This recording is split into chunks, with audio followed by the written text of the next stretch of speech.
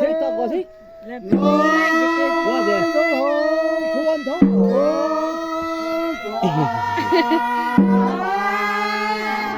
mày hơn tụi mấy hơn Hãy